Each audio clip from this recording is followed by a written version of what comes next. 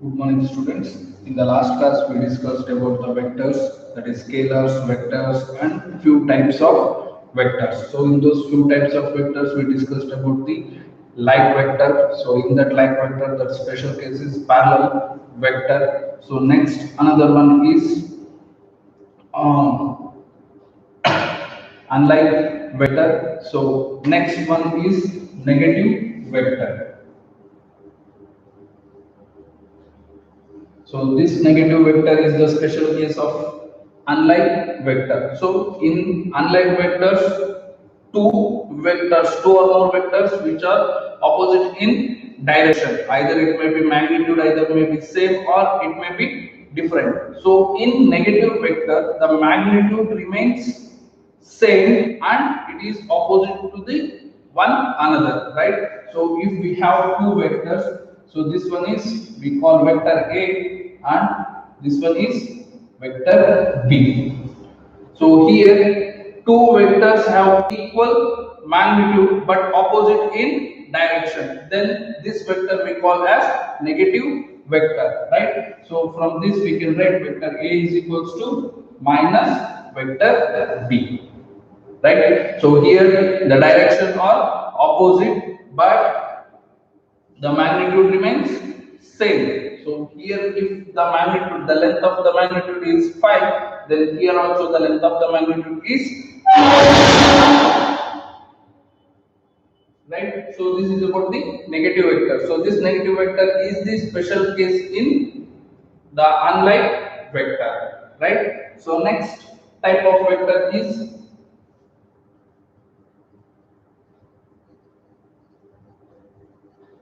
co-initial vectors.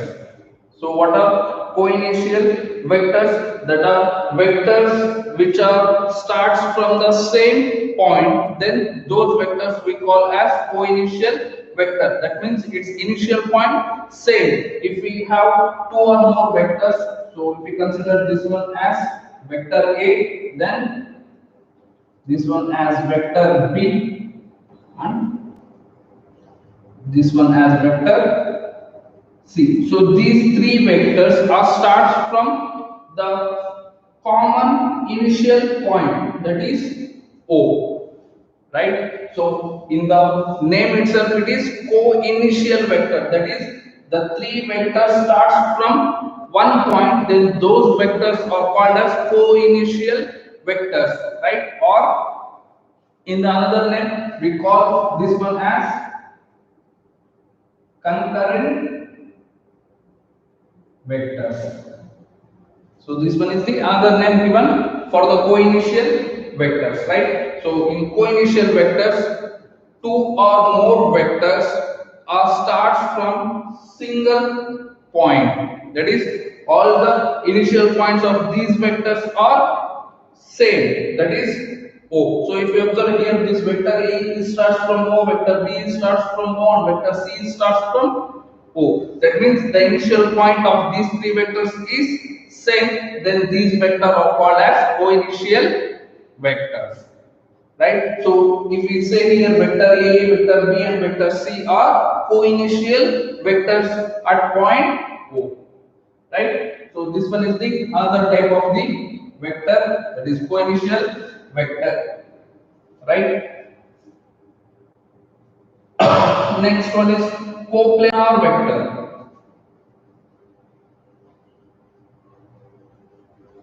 So what are coplanar vectors? So if you observe here the word planar, that is plane. So if two or more vectors which are lying in a same plane, then those vectors are called as coplanar vectors, right? So if you observe here, so this one is vector A and here it is vector B, right? So these are lying in the same plane. So if we draw the axis here, that is x, and here is y. Then vector A and vector B lying in the plane x, y.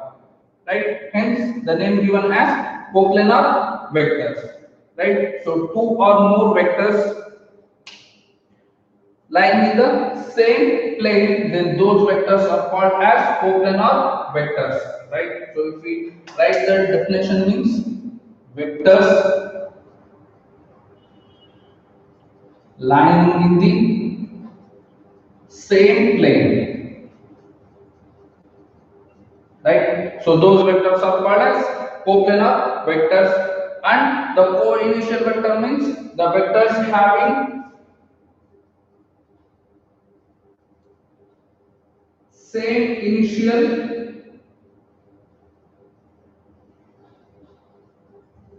point, right? So the vectors having the same initial point, then those vectors are called as co-initial vectors, and vectors lying in the same plane, then those vectors are called as coplanar vectors, right? So next type of vector is orthogonal vector. So in the name itself says orthogonal means perpendicular. If two or more vectors which are perpendicular to each other, then those vectors are called as orthogonal vectors.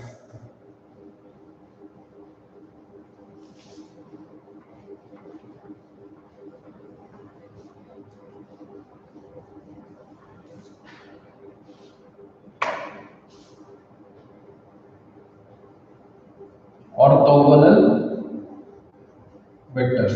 So what are orthogonal vector means? Two vectors which are perpendicular to each other. So if you consider this vector A, so vector A is perpendicular to vector B, right? Then these two vectors are called as orthogonal vectors, right? So vector A and vector B are perpendicular to each other, then those vectors are called as orthogonal vectors.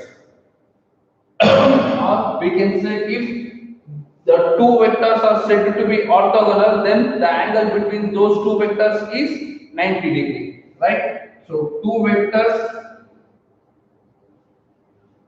are said to be orthogonal, then the angle between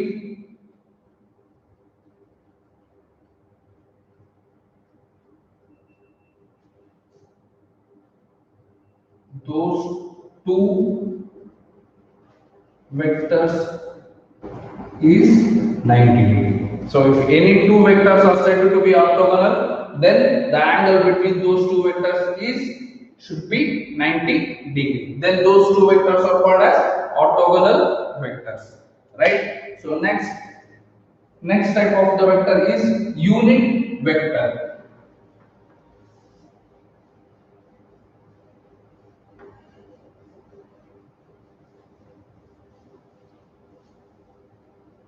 So next type of vector is unit vector. So unit is nothing but 1. So vector which having the magnitude 1, then those vectors are called as unit vectors, right? So vector which having magnitude is 1 or unit magnitude, then those vectors are said to be unit vectors, right? So this unit vector is used to represent the direction, right? So it is used to represent the direction. So unit vectors are used to represent the direction. That means here its magnitude is 1. For example, this is vector A, then this vector's magnitude is, so magnitude is written in modulus of A, or A vector, or we can simply write A, that is equals to 1, right? So here the magnitude of the vector is 1, then those vectors are said to be unit vector, right? So this vector, unit vector, is used to represent the direction. So it is denoted by, or how the unit vector we are going to represent means the symbol of the unit vector. For example, if we have vector A, then unit vector is written A cap. So this is the representation of the unit vector. So unit vector is represented by a cap, and we have the formula unit vector a cap, that is equals to vector a divided by modulus of vector a.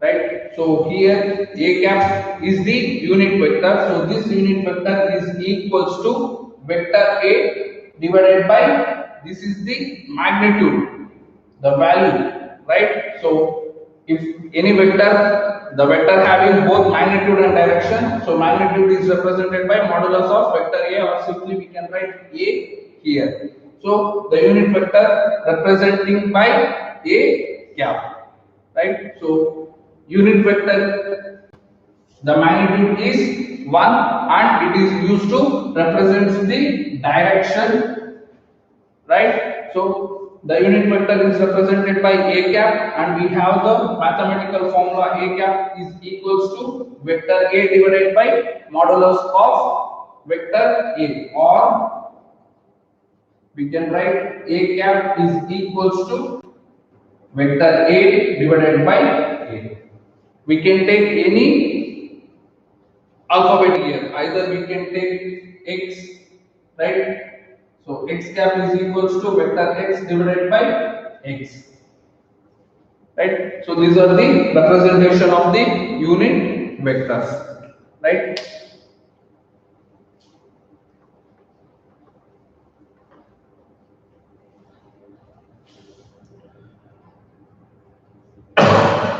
So next, in the unit vector we have orthogonal unit vector, right? So orthogonal means perpendicular to one another. So here the unit vectors which are perpendicular to one another, then those are called as orthogonal unit vectors. So we have the coordinate axis, that is three set of the axes, right? So this one is x-axis, y, and this one is z-axis. So these three axes are perpendicular to one another. Then the unit vector which represents along x-axis, y-axis, and z-axis, those unit vectors are called as orthogonal unit vectors, right? So the unit vectors which representing in along the coordinate axis, that is x-axis, y-axis, and z-axis, that is it shows the direction, that one is the unit, that is orthogonal unit vector, right? So that one I cap, j cap, and k cap. So these are the orthogonal unit vectors, that is I cap, j cap, and k cap are the orthogonal unit vectors, right? So I cap is the unit vector along x-axis. So here we have along x-axis we have I cap. So along y-axis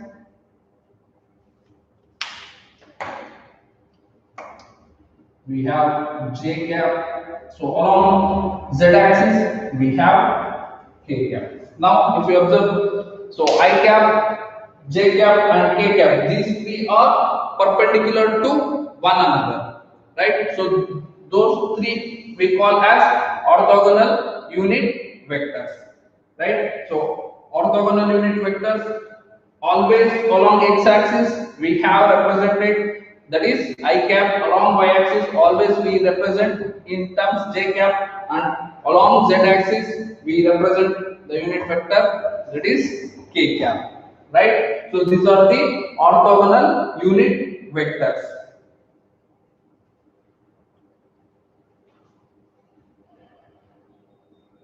So always I cap represents the direction along x-axis, j cap represents the direction along y-axis, and k cap represents the direction along z-axis. So if they given any vector, for example, so vector a is equals to 2I cap. So that means this vector a has magnitude 2 and direction is along x-axis, because I represents the direction. So already it says here the unit vector always represents the direction. So for orthogonal unit vectors, I cap represents the direction which is along the x-axis, right? So here vector A is equals to 2I cap, right? So that means this one is vector A. So this length is how much? That is 2, right? So I is along x-axis.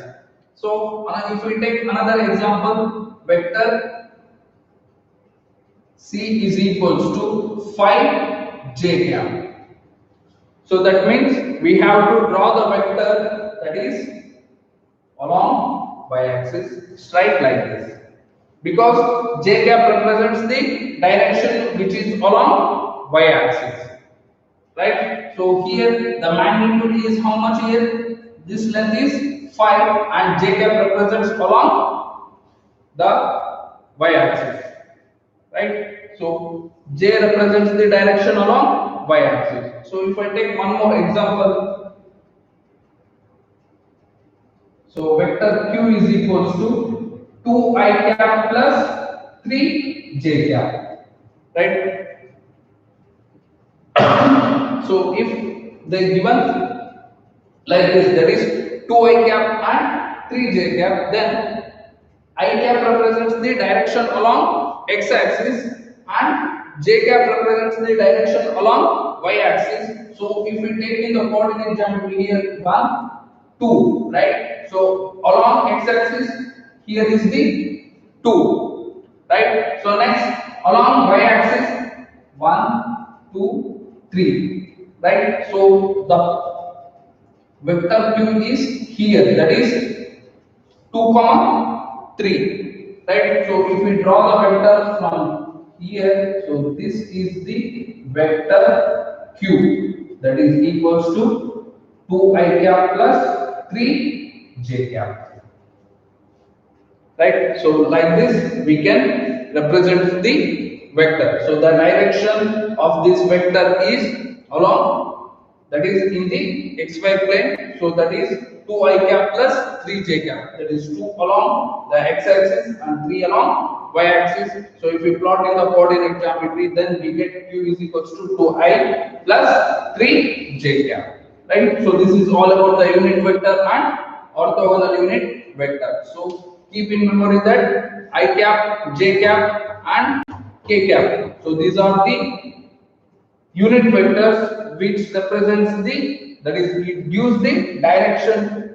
I cap represents the direction along x-axis, j cap gives the direction along y-axis and k cap gives the direction along z-axis, right?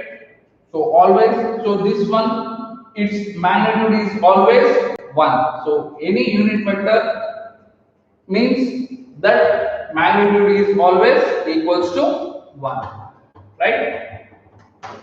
So next, vector algebra, that is triangle of addition of two vectors. How we can add the two vectors, right?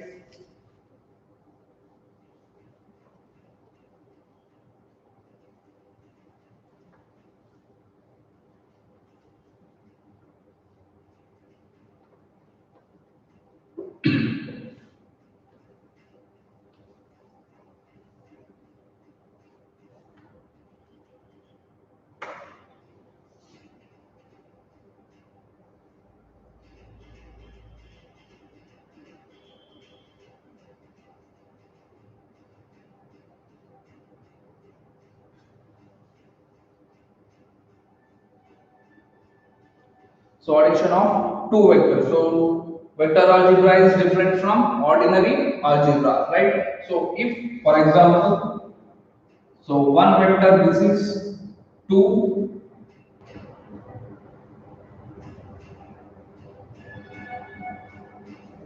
vector A, and we have 5 vector A, right?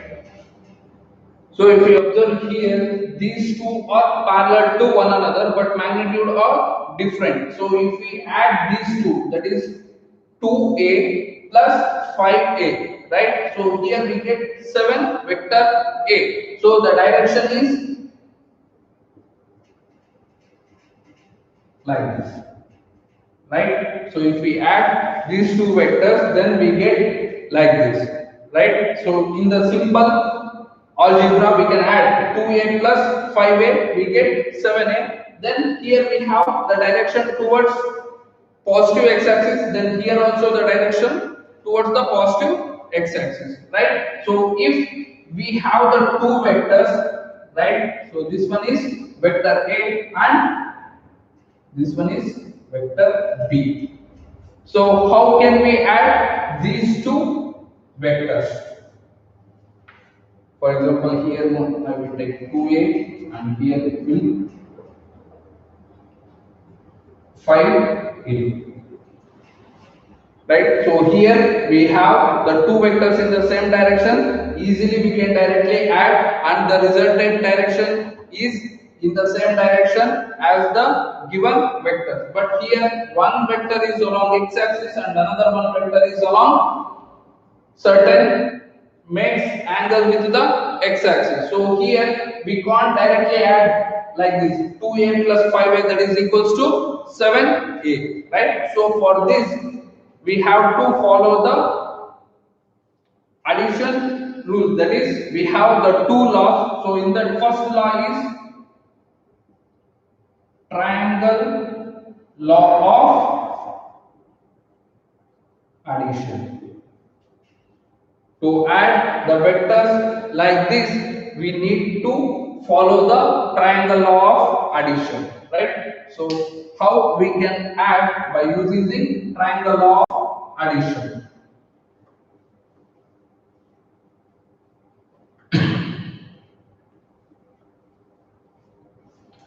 So if we have two vectors, right? So this one is vector A plus we have one vector like this. So this one we call as vector B, right? So the for vectors we have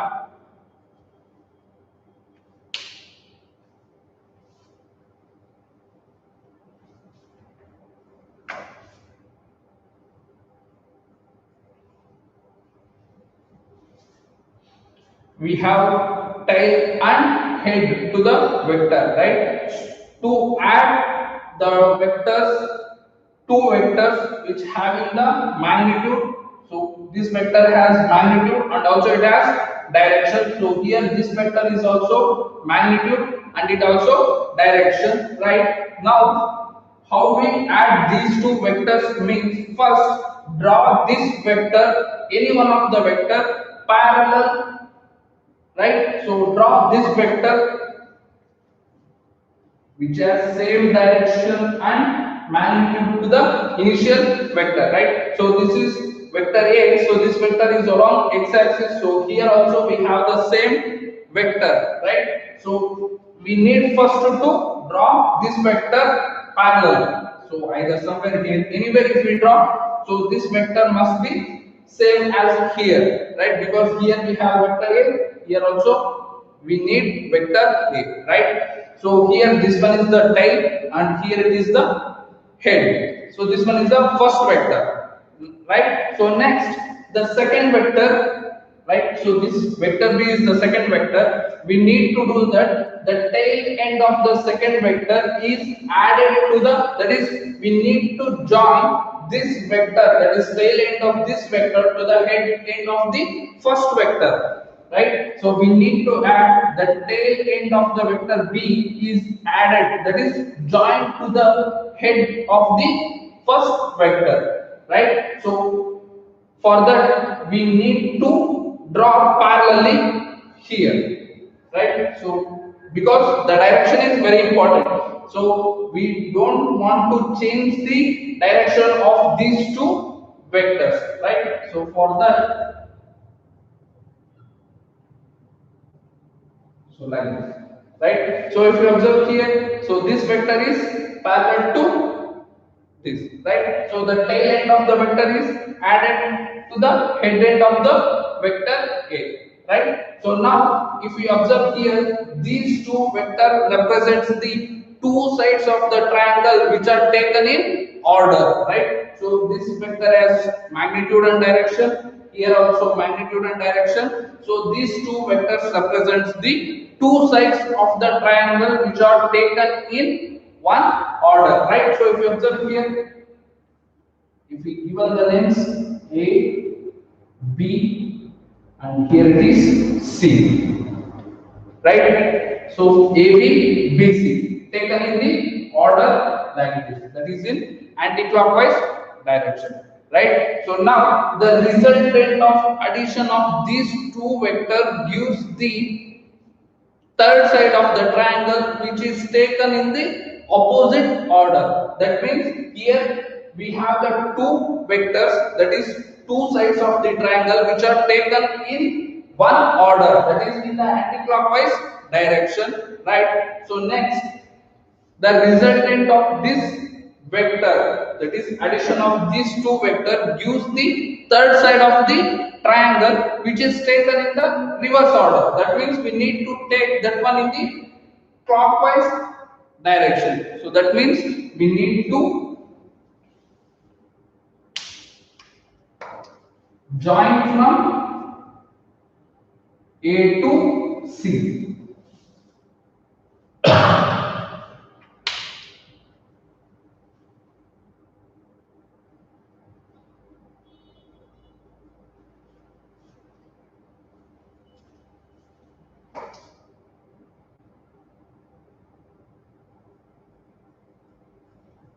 So this gives vector C, right? So this is the resultant of these two addition of these two vectors. So the vector C can be written as C is equals to vector A plus vector B, right? So this gives the direction of the resultant addition of these two vectors, right? So understand this one.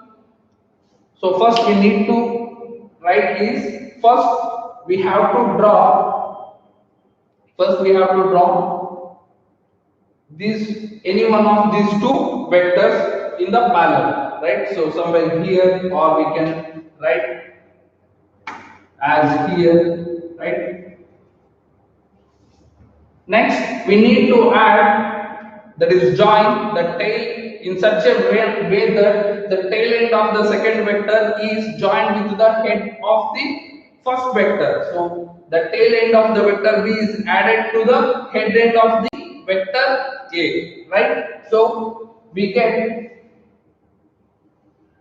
like this, right? So this one is vector B.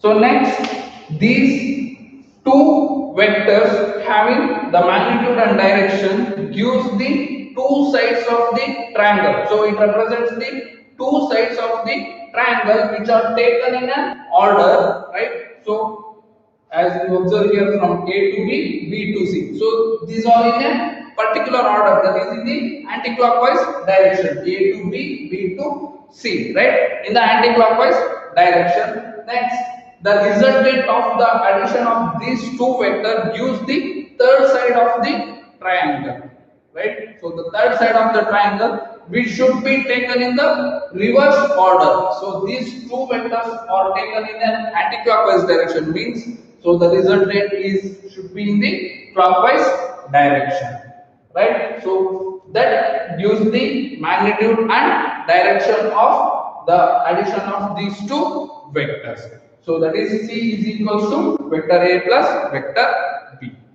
right? So this is the triangle law of addition, right? So if we write the statement means,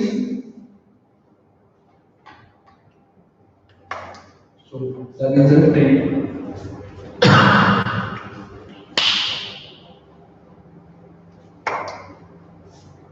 so vector C is equals to vector A plus vector B, right?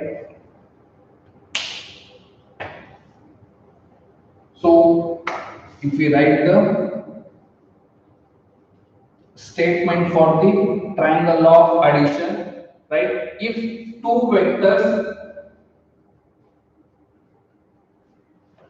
are represented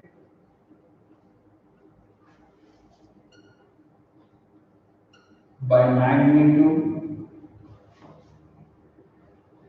and direction. That is two vectors which are represented by the magnitude and direction by the two sides of the triangle.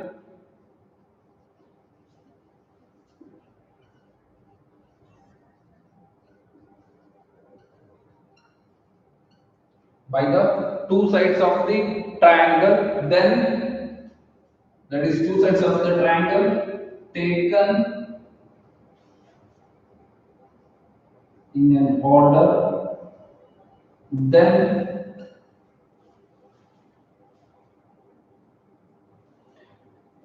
resultant vector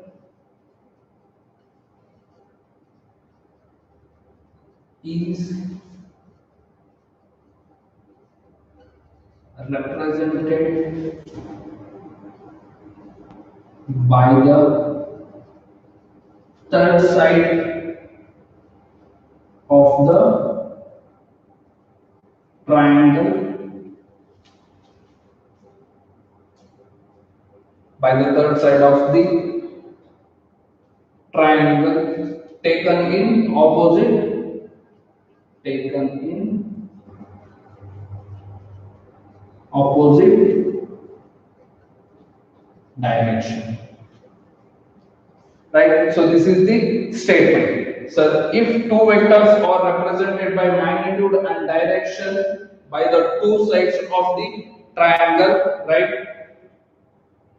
Taken in an order, two sides of the triangle which are taken in an order, then the resultant vector, this one is the resultant vector that is denoted by C. So that resultant vector is represented by the third side of the triangle which is taken in opposite order, right? So if we take this one in the anti-clockwise, then the resultant will be in the clockwise direction, right?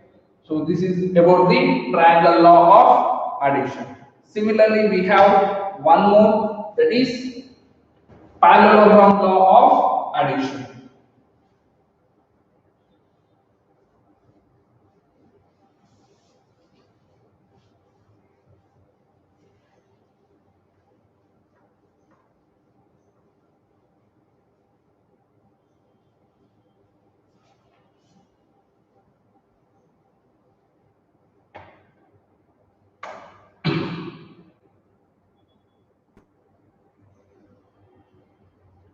Parallelogram law of addition. So here also we considering the same vector A and vector B. So in triangle law of addition, what it means? The tail end of the vector B is joined to the head end of the vector A. So here in parallelogram law of addition, the tail end of the vector B is joined with the tail end of the vector A, right? So if we draw means this one is the vector A and this one is the vector B, right? So the tail end of this vector is joined with the tail end of the vector A. That means these two becomes the co-initial vectors. Now plot this one.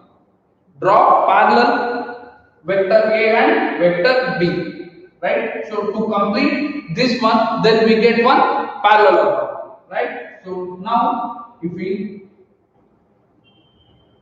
plot draw the parallel of vector A, then here we have vector A. So here means here we have vector B. By drawing vector A and vector B parallel, right? So here we get the vector A and here we get the vector B. Now we have the diagonal of the parallelogram. That means the two vectors which are represented by the magnitude and direction of the adjacent sides of the parallelogram. So this gives the complete parallelogram. Then these two are the adjacent sides of the parallelogram, then we get the resultant, that is diagonal gives the resultant of those two vectors, right? So this one is the, if I draw this one is the resultant R, then R is equals to vector A plus vector B, right? So this is the parallelogram law of addition. That means, so here we need to join the vector B to the tail end of the vector B is joined to the tail end of the vector A. Then we get the two adjacent sides of the parallelogram, right? So then diagonal gives the magnitude and direction of the resultant vector, right? So this is the parallelogram law of addition, right? So for that statement,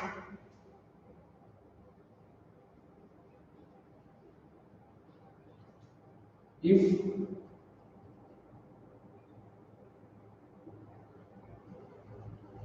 two vectors represented by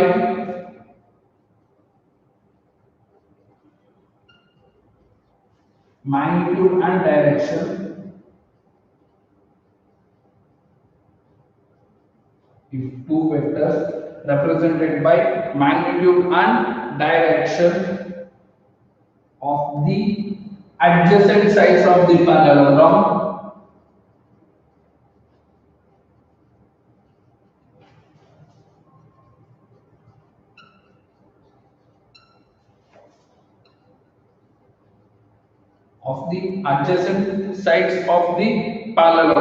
then diagonal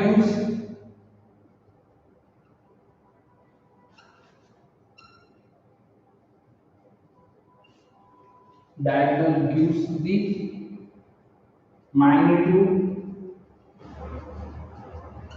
and direction. Diagonal gives the magnitude and direction of the resultant vector, right? So this is the statement of the parallelogram law of addition. So if we observe here, if we close the upper part of the diagonal part, then we can observe the triangle law of addition, that is vector A, vector B and vector R, right? So if they given any two vectors, so we can add these two vectors by using triangle law of addition or by using the parallelogram law of addition, right? So this is about the parallelogram law of addition, that is vector algebra, triangle law of addition and parallelogram law of addition, right? So both are same, but the methods are different. So here we are constructing the parallelogram, in triangle we are constructing the triangle, right? So if we close this upper part, then we get the triangle of addition, right? So these are the very important, right? So in the next class we will continue. Okay, thank you.